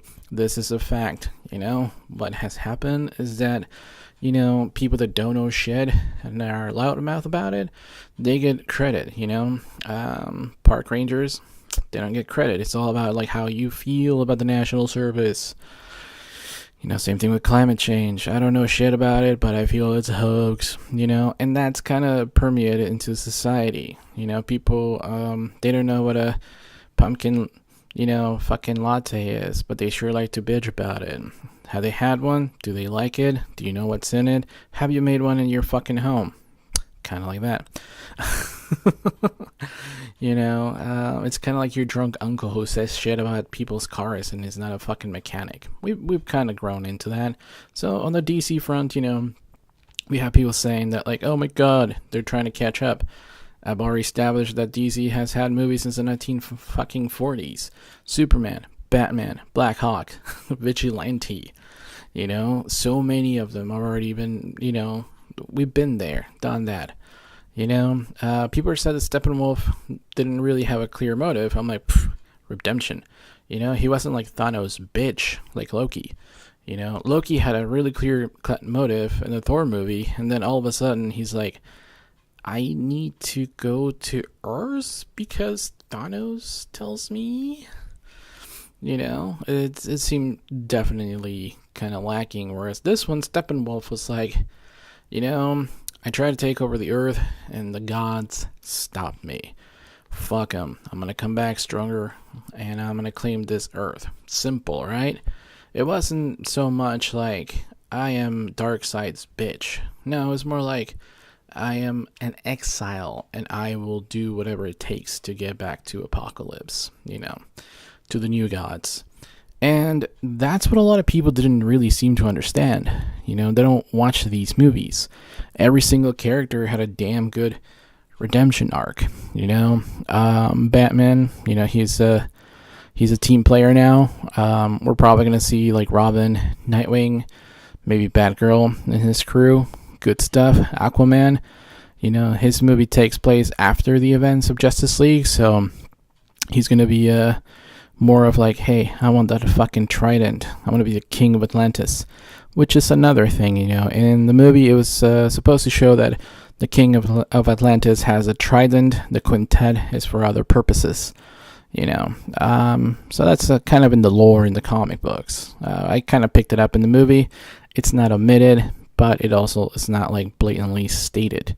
Obviously, we have Wonder Woman. She stepped into the light, which was really cool and was needed. Kind of a nice symbolic way of saying, Wonder Woman was a great success for everybody, not just for DC, but for everybody, comic book people, women, kids everywhere. They're having a brand new icon to look up to. So, yeah. It's great. It's a great analogy to step into the light. The Flash getting his stuff in order. It kind of speaks about millennials. We're kind of like everywhere, but not really. We don't know where we're going. So it kind of had like a nice subtle message. Cyborg, had a good message. And I think, about, not being so attached to machinery and not what other tells you are, but knowing who you are, Again, Black Lives Matter.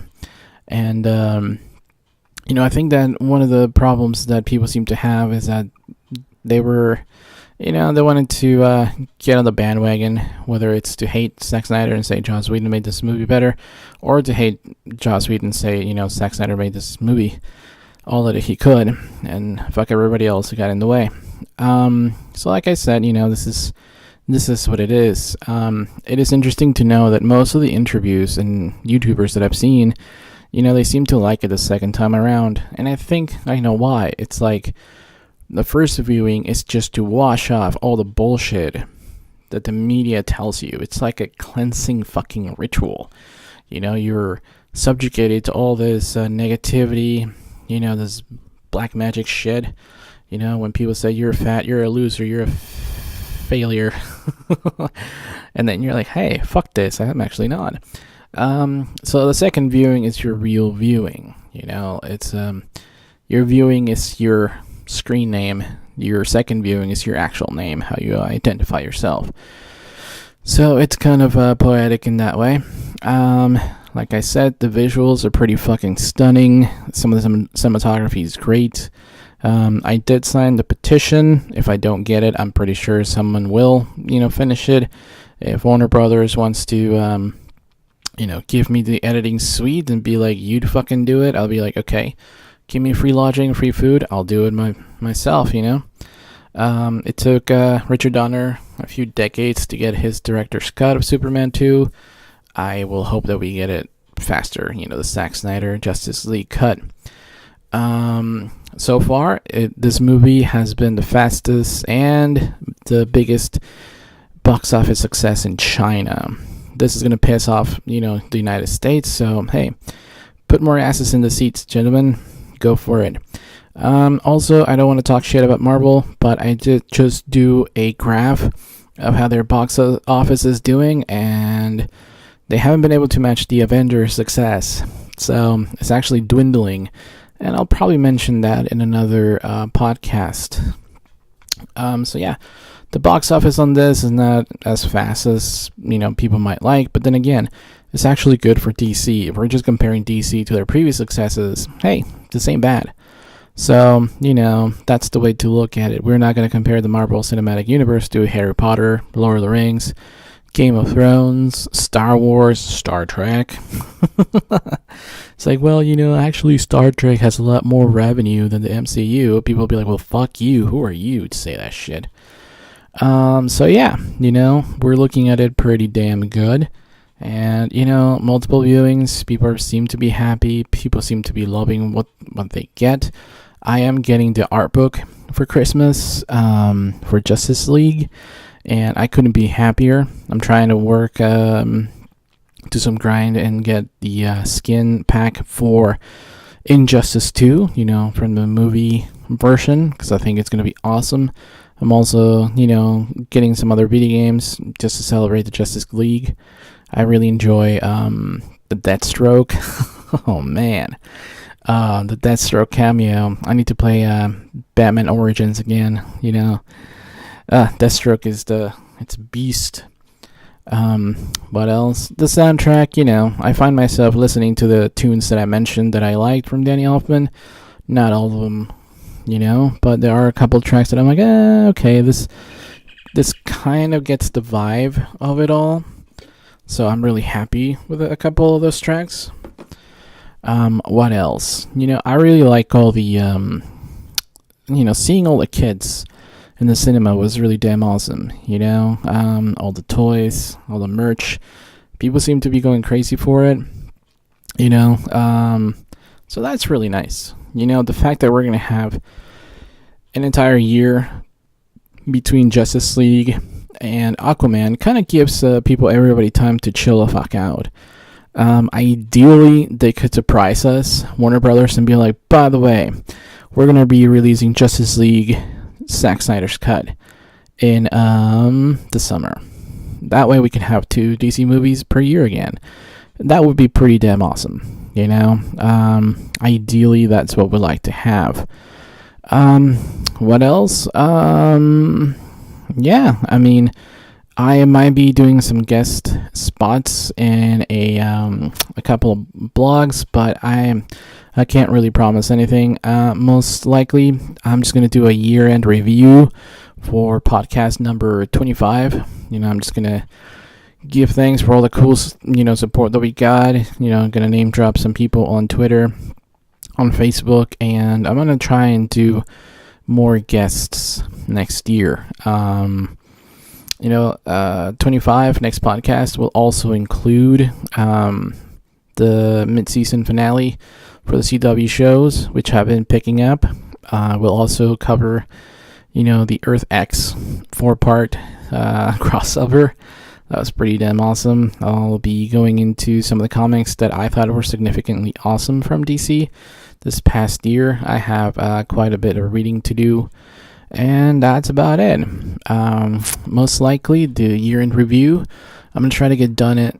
I'm going to do it probably on the 29th, of December. So, yeah. And then, I'll probably, I might not take a break, but I'm going to keep doing the podcast because we're not bandwagon fans. We're not just there when this shit's popular.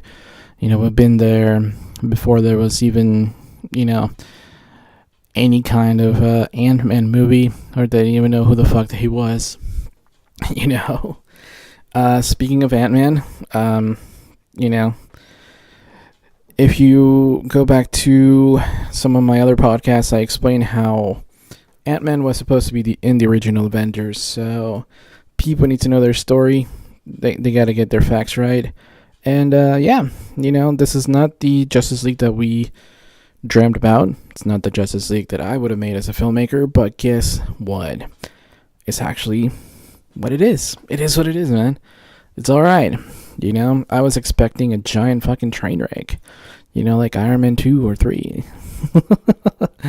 Or Thor 1, 2, or 3. You take a fucking pick. Yeah, I'm pretty damn happy. We got an Oscar so far, and I'm calling it right now. We need to get Patty Jenkins on the Oscar bandwagon. Hollywood has been really naughty this year, so what better way to cleanse the fucking palate than to give Patty Jenkins an Oscar? It's a win for everybody. The genre gets more Oscars. A female director gets another Oscar. DC gets another Oscar. So let's start that petition, shall we? As much as we love Zack Snyder, get that petition going, and then also start the Oscar buzz. Wonder Woman, Oscar, let's fucking do it. All right, peeps, it's about 2 hours in. Great DC Domingo. I added this little part because, hey, why the fuck not? I don't get many chances to just fucking rant. So I decided to do it. It was an hour and 44 minutes. I just added this extra 16. No biggie. It's all good. Take care. DC. Later.